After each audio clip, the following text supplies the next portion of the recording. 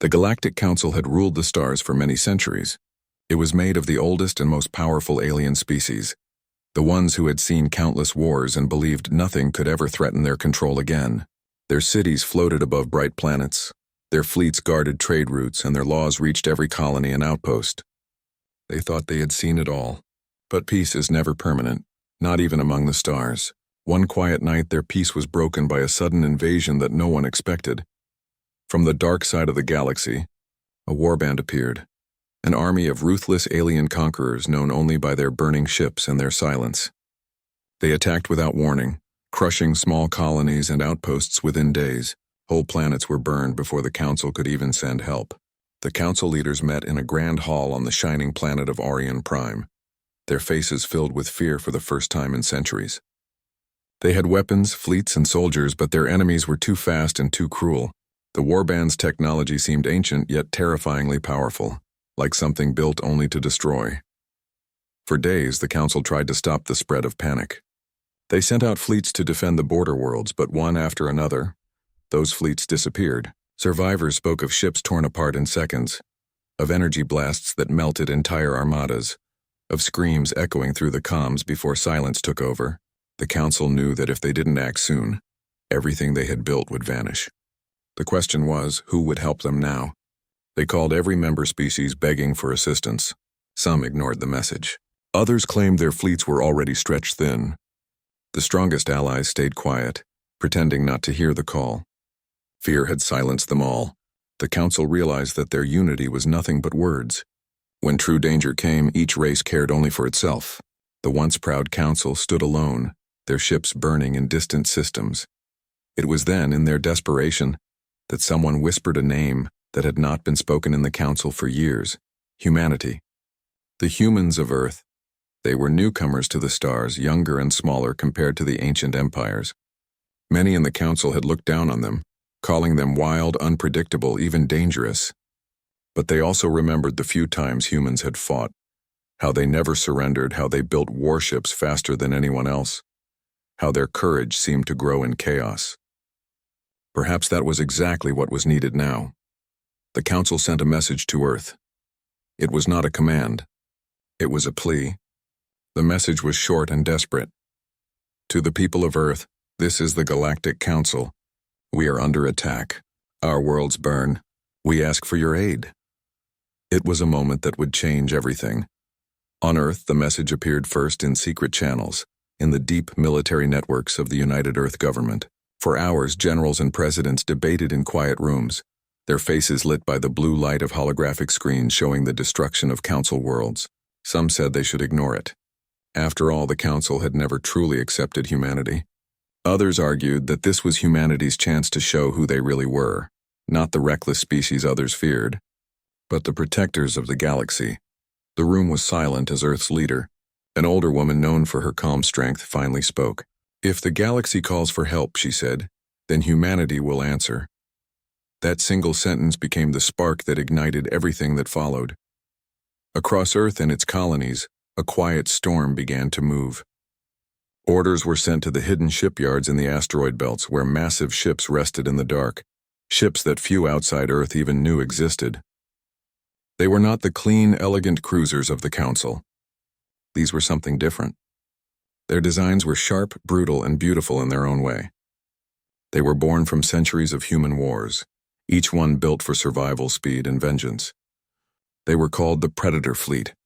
For years, these ships had been kept secret, a last defense against any threat that might one day come for Earth. Now that day had come, not for Earth itself, but for the galaxy. The commanders of the Predator Fleet began gathering their crews, calling soldiers, pilots, and engineers from every corner of human space. Families watched their loved ones leave, unsure if they would ever return. The air was heavy with both fear and pride. Meanwhile, deep in the cold of space, the warband continued their advance. They destroyed everything in their path, leaving the Council with only one choice: to wait and hope that the humans would come. On Orion Prime, the Council chamber was quiet. The leaders sat together, looking at a hollow map of the galaxy covered in red marks of lost systems. One of them finally asked the question they all feared to speak aloud. "Do you truly believe they will answer?" No one replied. They had treated humanity as outsiders, as a problem to be controlled. Now those same outsiders were their only hope. The silence in the chamber grew heavier. Then one morning, sensors at the edge of the Council's territory picked up something strange. A large number of ships were leaving human space, moving in tight formation. Their signals were encrypted, their flight path direct. The humans had answered. The Predator fleet was on the move. Across the stars, whispers spread faster than light, stories of dark human ships flying silently through the void, carrying weapons powerful enough to split moons. Some called them saviors. Others feared they were only bringing another war. But none could deny one truth. The humans were coming. On Earth, people gathered in the streets, watching the sky, knowing that somewhere above, their fleets were already leaving orbit. Every man, woman, and child felt the same quiet fire inside them, a mix of pride, fear, and something more, something that had always defined humanity, the will to fight back when no one else would. In the far halls of the Galactic Council, the leaders waited for the first transmission from the Predator fleet. They expected formal greetings, perhaps requests for permission or alliance terms. What they received instead was a simple message, cold and precise, spoken by the human admiral himself. "This is Admiral Rains of the Predator fleet. We received your call. We're coming." And with that, the balance of the galaxy began to shift. The Council, once the proud rulers of peace, now placed their hopes in the hands of humanity, the very species they had once doubted. In the black sea of stars, engines roared to life, and the first wave of the Predator fleet disappeared into the void, heading straight toward the heart of the war. The Council had called for help. Humanity had answered, and the galaxy would never be the same again. In the deep silence of space, a storm was awakening. The call from the Galactic Council had reached Earth, and now the world that once stood alone among the stars began to move with quiet purpose. The message had spread through secret networks and military channels, whispered among officers who understood what it meant. The Council's mighty fleets were failing, their worlds were falling, and no one else had come to their aid. Humanity, long underestimated, had decided to step forward. For years, Earth had been building something hidden from the galaxy's eyes, a project born from fear and foresight. It was not a peacekeeping force like the Council fleets. It was something far more dangerous. They called it the Predator fleet. Its ships were designed not to patrol but to hunt, not to defend but to strike back with precision and fury. Every vessel carried scars of past wars, built from the lessons of human survival. These ships were born out of conflict, out of centuries of struggle against both human and alien threats. In secret shipyards scattered across the asteroid belts and the dark side of Earth's moon, massive hangars opened one by one. Workers, engineers, and soldiers moved in silence, their faces cold but determined. The air hummed with the sound of engines coming to life after long sleep. The ships were not elegant like the shining vessels of the Council. Their designs were sharp, black, and predatory. Some looked like blades forged in fire. Others resembled shadows shaped into weapons. The humans had built them to send a message: never again would Earth be powerless. Admiral Rains, commander of the Predator fleet, stood in the control tower of Orbital Station Helios, watching as the first of the great carriers left its dock. His reflection stared back at him in the glass. Tired eyes, silver hair, a man who had seen too many battles but was still ready for one more. He remembered the Council's message and the silence that followed. Humanity had been mocked once by those same leaders who now begged for help. But Rains was not one to hold grudges. "If they need saving," he said quietly to his second-in-command, "then saving is what we'll do. Not for them, for what's right." Across the solar system, the call to arms spread fast. Soldiers who had long retired returned to duty. Young pilots trained day and night, learning how to fly the newest fighter crafts, the kind that could cloak, warp, and strike in seconds. Families said their goodbyes at launch stations, waving to loved ones who might never return. On Earth's cities, screens lit up with the symbol of the Predator fleet, a dark hawk with wings of flame, while news anchors spoke in trembling voices about the largest fleet deployment in human history. The Council's distress signal had shown the destruction of their worlds in horrifying detail. Every human who saw those images felt the same spark of anger and determination. It didn't matter that the Council had never trusted them. Humanity knew what it meant to be attacked, to watch everything you love fall apart. That shared pain became fuel for their courage. The Predator fleet consisted of hundreds of ships, massive carriers carrying swarms of drones, destroyers armed with long-range cannons, stealth corvettes that could disappear into the void. Each one was given a name chosen by its crew: Iron Will, Silent Reaper, Vigilant Dawn, Nemesis, Eternal Fire. They were names that carried both pride and warning. The fleet's flagship was the Vengeance, a colossal warship so heavily armed that even the stars seemed to dim when it passed. Inside the ships, crews prepared in silence. Engineers checked the reactors, pilots ran simulations, and medics stocked supplies for the wounded they knew would come. Everyone understood the danger. The alien warband they were going to face had destroyed civilizations older and stronger than the Council itself, but that only made the humans more determined. They didn't need to be the biggest or most advanced. They had something stronger than technology. They had will. Before departure, Admiral Rains stood before his crew on a hollow communication broadcast sent to every ship. His voice echoed across thousands of decks. "We don't go to war for glory," he said, his tone steady and sharp. "We go because someone asked for help and no one else answered. Remember that. We are predators, yes, but we are human first, and that means we fight not just to win, but to protect." His words spread through the fleet like fire. The silence that followed was filled with quiet resolve. Hours later, engines ignited. The fleet began to move, breaking formation from Earth's orbit. Millions of people watched from the surface as streaks of light filled the night sky, shooting toward the stars. Children pointed upward, their eyes wide with wonder, while old veterans saluted with trembling hands. It was a sight the world would never forget, the moment humanity's greatest force left home to fight a war among the stars. In the darkness of space, the Predator fleet traveled in perfect formation, hidden behind cloaking fields. They passed through wormholes and uncharted systems, avoiding detection by the enemy. The galaxy had not seen humans move with such quiet precision before. Even the Council, monitoring the fleet's progress from afar, was stunned. The humans had not just answered the call. They had prepared for it long before anyone else knew danger was coming. As the journey continued, the crews settled into their routines. Pilots shared jokes to hide their fear. Engineers sang old Earth songs while fixing engines, and officers studied battle data, analyzing every known move of the alien warband. They knew the first battle would decide everything. If they failed, not only the Council but humanity's name itself would be buried in the ruins of the stars. Weeks passed in silence. The fleet approached the edge of Council territory, where the first destroyed worlds lay in ashes. From the viewing decks, the crew saw the remains of cities, massive structures floating in space, twisted metal and frozen debris. No life signs, no signals, only silence. For many of the younger soldiers, it was their first real glimpse of war's cruelty. Admiral Rains stood at the command center, watching the wreckage drift across the monitors. "This is what happens when fear wins," he said quietly. "Remember this sight. We fight so that no one ever has to see it again." His words sank deep into every heart on the ship. Then came the first message from the Council since their call for help. It was short, a trembling voice filled with relief. "Predator fleet, you came." Rains didn't respond with speeches or comfort. His voice was calm and cold. "We're here to end it," he said. And with that, he ordered the fleet to prepare for battle. Deep in space, the human ships spread out, scanning for the enemy. Their sensors picked up faint signals, alien transmissions, chaotic and fast. The enemy was close. The Predator fleet powered their weapons, their engines glowing like angry stars. The humans knew this was no longer just a rescue mission.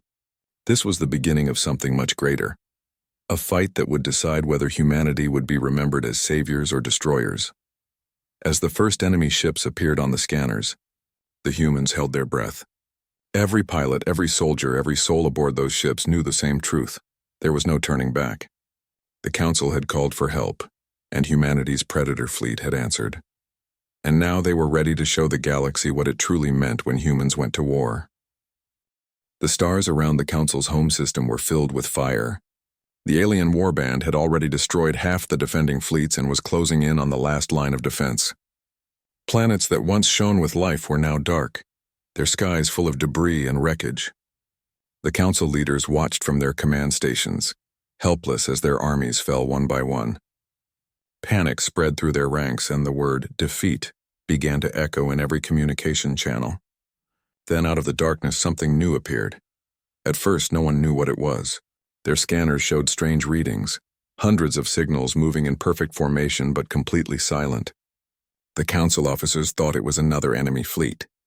They prepared for the worst, ready to fire everything they had left. But before they could act, a single message appeared on their screens. "This is Admiral Rains of the Human Predator Fleet. Stand down. We are taking command of this engagement." The council commanders froze in disbelief. The humans had actually come. For days they had feared humanity would ignore them, yet here they were. An entire fleet arriving without warning, moving like shadows through space. Before the council could even respond, the human ships uncloaked, revealing their full power. The sight left everyone speechless. Massive carriers emerged from the darkness, surrounded by swarms of fighter drones that moved like living creatures. Destroyers with glowing rail cannons took positions across the battlefront. The flagship, the Vengeance, appeared last, its enormous frame blocking out the light of a nearby sun. Every hull was painted black with red markings, and the symbol of the flaming hawk shone proudly on each vessel. Humanity had arrived not as allies but as predators ready to hunt. Without hesitation, Admiral Rains gave the first command. "All wings engage. Leave none standing." His voice was calm, but every soldier aboard those ships could feel the weight of his words. Within seconds, the fleet came alive. From the carriers, thousands of drones launched at once, forming shimmering waves of light that streaked toward the enemy lines. The destroyers fired long-range kinetic missiles that tore through space like meteors, striking alien ships with brutal precision. The council fleet, stunned by the sudden assault, watched as the humans moved with terrifying coordination. There was no hesitation, no confusion. Every maneuver was perfect, every strike hit its mark. The alien warband was not used to being challenged. For years they had conquered without resistance, crushing their enemies with overwhelming power. But now they faced something different. The humans fought like they had nothing to lose. Their ships didn't retreat even when damaged. Their drones adapted instantly, targeting weak points and crippling larger vessels. The aliens tried to counterattack, but the humans' cloaking systems made it nearly impossible to lock on. For the first time, the council forces saw the warband falter. Massive enemy cruisers exploded under heavy human fire. Smaller alien ships broke formation, trying to flee.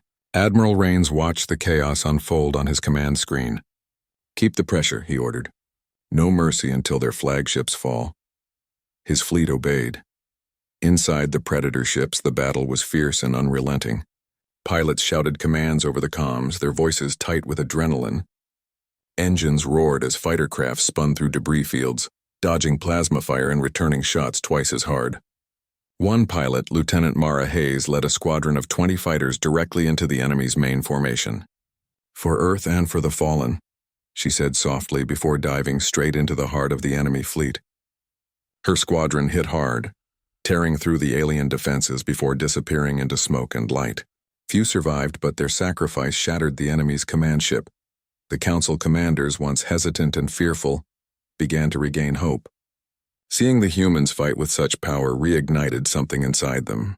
They joined the battle again, coordinating their remaining fleets with the Predator fleet. Together, they created a wall of fire that pushed the invaders back for the first time. Admiral Rains stood tall at the center of his bridge, surrounded by his officers. "Status?" he asked. "Enemy retreating from the eastern front," one officer replied. "But they're regrouping near the central planet." "They're not done yet," Rains nodded slowly. "Then neither are we." He knew better than to celebrate too early. The alien warband was cunning and savage. They would not give up easily. As the humans and the council pursued them deeper into the system, the enemy began to change tactics. Instead of direct combat, they started using ambushes and traps, sacrificing smaller ships to lure the humans into dangerous positions. Several human destroyers were lost to hidden mines and sudden energy blasts from cloaked vessels. Even so, the humans adapted quickly. Every loss was studied and countered within minutes. Admiral Rains ordered his ships to divide into smaller groups using speed and unpredictability to outmaneuver the enemy. The fleet began to move like a pack of wolves, striking fast and vanishing before the aliens could respond. The enemy's confidence started to crumble. Their communication lines broke down, their formations scattered. The Predator fleet's reputation was already spreading through the Council channels. Some began calling them the Black Storm. Others whispered that humanity had unleashed monsters of metal and fire, but to the soldiers fighting beside them, they were saviors. In the middle of the chaos, Admiral Rains received a private transmission from the Council's lead admiral, an old alien with shimmering silver skin. "We owe you our lives," the alien said, his voice shaking. "Your people fight like no other we have seen." Rains simply replied, "We fight because we must." Then he cut the connection and turned back to his crew. "Prepare for another assault. The warband still holds the central planet. We end this now." The final phase of the first engagement began. The Predator fleet descended on the enemy's last stronghold, a planet surrounded by energy fields and guarded by dozens of alien ships. The Council's surviving fleets joined from above, creating a trap that left the enemy nowhere to run. Rains stood silently, watching as the battle raged across the screen. "Fire everything," he ordered. "Break their shield." The sky above the planet turned into a storm of light. Human missiles and plasma blasts collided with alien energy walls, creating explosions so bright they lit entire continents below. Slowly, the shield cracked, then shattered. The Predator fleet unleashed one final barrage, tearing the enemy's defenses apart. Within hours, the alien warband's command ship exploded, sending shockwaves through space. For the first time since the war began, silence returned to the Council's home system. The alien fleet was gone, either destroyed or fleeing into the void. The Council worlds were safe, at least for now. Inside the Vengeance, the crew cheered, exhausted but alive. Admiral Rains didn't smile. He simply looked out the viewing window, where the remains of the battle floated like dust among the stars. "It's not over," he said quietly. This was only the beginning. The Council leaders sent messages of gratitude, but deep down they knew the truth. Humanity had saved them, yes, but they had also seen something terrifying. The humans' power, their unity, their rage. It was unlike anything the galaxy had ever known. And so, while the Council celebrated survival, Admiral Rains and his fleet prepared for what came next. Because he knew the alien warband would return. They always did. But this time, when they did, they would find humanity waiting for them, with fire in their hearts and vengeance in their hands. The silence after the first great battle did not last long. The alien warband had suffered a terrible defeat, but they were far from destroyed. Deep in the void, their remaining fleets gathered again, building strength, repairing their ships, and preparing for revenge. They had never faced an enemy like humanity before, an enemy that fought not with fear but with fury and heart. The Council's worlds had been saved for now, yet everyone knew the war was far from over. Admiral Rains stood on the bridge of the Vengeance, his eyes fixed on the holomap that displayed the galaxy. Red zones marked where the aliens still held control. They had lost many ships, but they still outnumbered the combined forces of the Council and humanity. The Council admirals urged him to rest, to rebuild, but Rains knew they couldn't wait. Every hour they hesitated, the enemy grew stronger. "If we want peace," he said to his officers, "we must hunt them before they return to our doorsteps." The humans and the Council worked together for the first time in galactic history. It wasn't easy. Many Council leaders still looked at the humans with suspicion. They couldn't understand how a species so young had built such deadly ships, or how their people could fight with such reckless courage. But Admiral Rains didn't care for politics. He focused only on the mission, to end the warband's threat once and for all. The Predator fleet divided into groups, spreading across the front lines. They began attacking enemy supply routes, striking at their hidden bases and destroying shipyards before the warband could rebuild. The humans used tactics the aliens had never seen before. Fast strikes, sudden ambushes, fake retreats that turned into deadly traps. They used the chaos of battle as a weapon. To the aliens, it seemed as if the humans were everywhere at once, unpredictable and unstoppable. The Council's fleets followed the human lead, learning from their methods. Slowly, the tide began to turn. Systems that had been lost for months were reclaimed. The people who had hidden underground came back to the surface. Hope started to return. But victory came at a terrible price. Every battle cost lives. Human ships were fast but fragile. When they hit hard. But when they were hit back, they often didn't survive. Many brave crews sacrificed themselves to protect others. Admiral Rains received reports of ships staying behind to cover evacuations. of captains choosing to ram their dying vessels into enemy cruisers to destroy them. The Predator fleet's reputation grew, but so did its wounds. One of the hardest moments came during the siege of Orion Delta. It was a key planet for the Council, filled with civilians and soldiers. The aliens launched a massive counterattack, surrounding the system from all sides. The Council's fleets were already outnumbered, and even with human support, the battle seemed impossible to win. Admiral Rains ordered all ships to fall back, but Captain Mara Hayes, now commanding the destroyer Iron Will, refused. Her ship had already taken heavy damage, but she saw a group of transport ships filled with refugees being hunted down by enemy fighters. Without waiting for orders, she turned her ship around and charged into the middle of the enemy formation. Her last message to Rains was simple: "Tell them we held the line." Moments later, her ship's reactor exploded, taking 3 enemy cruisers with it. The transports escaped, but the Iron Will and her crew were gone. When Rains heard the news, he didn't speak for a long time. He just stared at the battle report, then whispered, "That's what it means to be human." The fleet mourned their fallen, but there was no time to stop. The war had to go on. Weeks turned into months.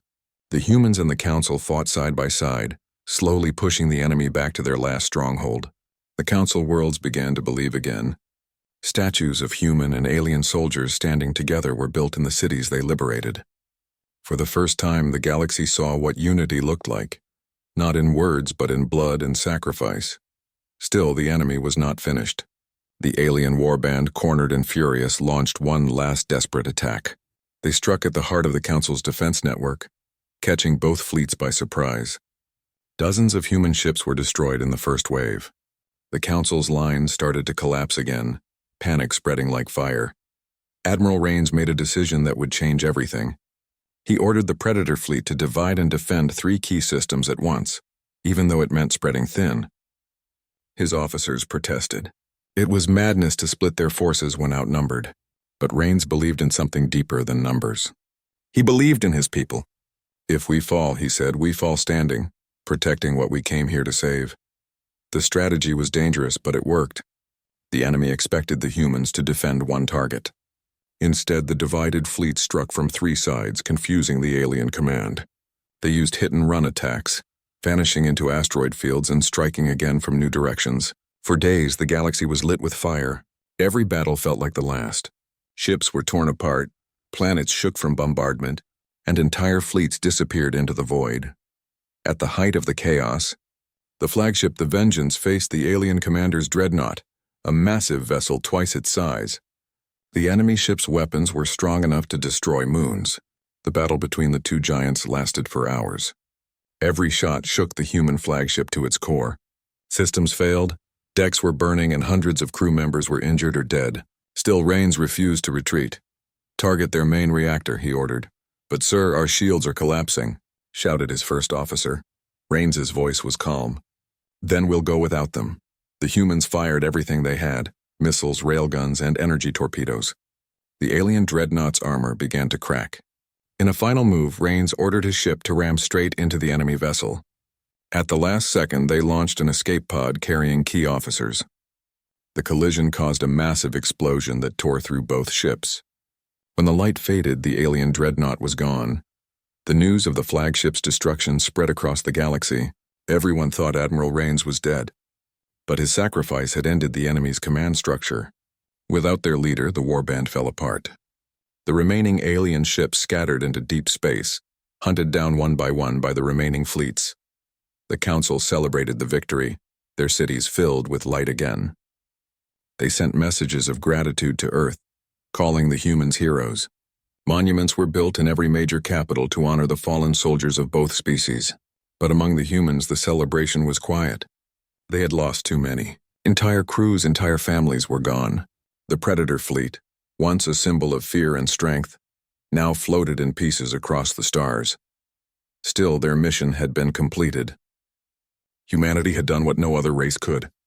They had not only saved the Council, they had united the galaxy through their courage and sacrifice. And somewhere in the wreckage of the Vengeance, the last recorded message of Admiral Rains was found. His voice, calm and steady, said, "We are not the monsters you feared. We are the guardians you needed." If this is our end, let it be said that when the galaxy called, humanity answered. The message spread through every corner of the universe. The council vowed never to forget those words and the humans who spoke them. The war had turned, not just because of strength, but because of heart. Humanity had shown that even in the darkest void, their fire would never die. When the final battle ended, silence filled the galaxy. The once bright stars around the council's capital now glowed dimly through a haze of destroyed ships and broken dreams. The Predator fleet drifted among the wreckage, its hulls scorched and scarred. Many of the vessels had lost their engines. Some were missing entire sections, and hundreds of human soldiers floated lifelessly in space, their final act marked by bravery. The humans had come from a distant blue planet no one had truly understood. And now they had changed the course of galactic history forever. The council members, who had once watched from the safety of their shining towers, now saw with their own eyes what humanity was capable of. Their homeworld still stood, though its atmosphere was burned and filled with dust from falling debris. The cities that had once gleamed with silver light now lay cracked, and the Grand Council Hall had lost part of its dome. Yet in the ruins, there was life, survivors crawling out, soldiers embracing, citizens lifting their heads to the sky where the Predator fleet still floated like dark guardians. Inside the command ship Vanguard, Admiral Reyes stood in silence before the main screen. His crew moved slowly around him, speaking softly, their faces pale and tired. For weeks they had fought without rest, with almost no sleep, watching friends and allies die in front of them. But now, for the first time, there was quiet. The enemy had retreated into the void, leaving behind nothing but broken ships and haunting radio signals fading into silence. Reyes looked at the names of the fallen on his data pad. Thousands of humans who would never return to Earth. He remembered each battle, each desperate order, each moment when hope had almost slipped away. The cost of victory was heavy. He closed his eyes for a long time before giving his next command. "Send the message," he said softly. His voice was tired but steady. "Tell the council. The galaxy is safe." Across the stars, that message reached the damaged communication towers of the council's capital. When it was broadcast, the sound of human words brought tears to alien eyes. The people who had once doubted Earth now bowed their heads in respect. For years they had seen humanity as reckless and violent, but now they understood that humans fought not for glory or power, but for survival, for honor, and for those who could not defend themselves. The council arranged a meeting, even though their chambers were half destroyed. Representatives of many species attended, some still bandaged, others missing limbs or parts of their bodies replaced with machines. When Admiral Reyes entered with his officers, the room grew quiet. The council's speaker, a tall, crystalline being whose body flickered with light, rose to greet them. "Humanity," the speaker said slowly, his voice echoing like wind through a canyon. "When the council called for help, you answered. When others turned away, you came. You fought not for your world, but for all worlds. Today, the galaxy stands because of your courage." There was a long silence before the speaker bowed deeply, a gesture no council member had ever shown to any other species. One by one, the other representatives followed, until every leader in the chamber stood bowed before the humans. The moment was powerful, quiet, and unforgettable. Humanity had not come seeking honor, but it had found it nonetheless. Reyes spoke humbly. "We only did what was right," he said. "No world should fall alone." His words were simple, but they carried weight. Many in the chamber nodded, some even wept. That day, a new treaty was written, one that would unite the galaxy in defense and peace. The humans refused any demand for leadership or control. Instead, they proposed shared defense protocols and an open council where all voices could be heard equally. The message was clear. Never again would the galaxy wait until it was too late to act together. When the Predator fleet finally turned back toward Earth, the farewell was unlike any seen before. Every ship, station, and outpost they passed blinked their lights in salute. The stars themselves seemed to shimmer brighter as the human ships jumped one by one into hyperspace, their engines leaving trails of blue light across the void. For the Council's people, those lights became symbols of hope, reminders that courage could come from anywhere, even from a small blue world that had once been ignored. Back on Earth, the return was both sorrowful and proud. Millions gathered to welcome the surviving ships. Families waited for names that would never be called, but they still stood with flags and tears. knowing that their sacrifices had saved entire civilizations. The cities glowed with light not for celebration but for remembrance. The heroes of the Predator fleet were welcomed as protectors of all life, not just of humanity. Admiral Reyes walked through the docks where the ships landed, touching the metal hulls as if greeting old friends. He knew each one carried memories of those who had fought and died. Some ships would never fly again, their hulls too damaged, but to him every scar told a story worth remembering. As the years passed, the galaxy changed. Trade routes reopened, new alliances formed, and the scars of war slowly began to heal. The Council and humanity built a joint academy, where young officers from different species studied side by side, learning from the war, not to repeat it, but to prevent another one. The words that once echoed in the council chamber became the Academy's motto. When the council called, humanity answered. It was engraved on the walls in every language known to the stars. Reyes eventually retired and returned to Earth. He lived quietly by the ocean, where he could watch the sunrise and listen to the waves crash against the shore. Sometimes children would visit him, eager to hear stories of the Great War. He would smile and tell them not about the battles or the ships, but about unity, bravery, and what it meant to stand together even when afraid. The stars, he would say, pointing upward, are brighter when we protect them together. In the galaxy above, the legend of humanity's Predator fleet became more than a tale of war. It became a story of what happens when courage meets compassion. The name Predator, once feared, now carried a new meaning. Protectors who strike only when peace is threatened. Humanity had shown that strength was not only about weapons but about heart, and that the smallest voice could rise to defend the greatest of causes. And so, even centuries later, when the Council faced new challenges or whispers of danger appeared at the edges of known space, a quiet phrase would always pass among them, a reminder of that dark time and the light that followed. If we call, they would say, they will answer. It was a promise written in the stars, carried by the memory of the fleet that came when the galaxy needed them most.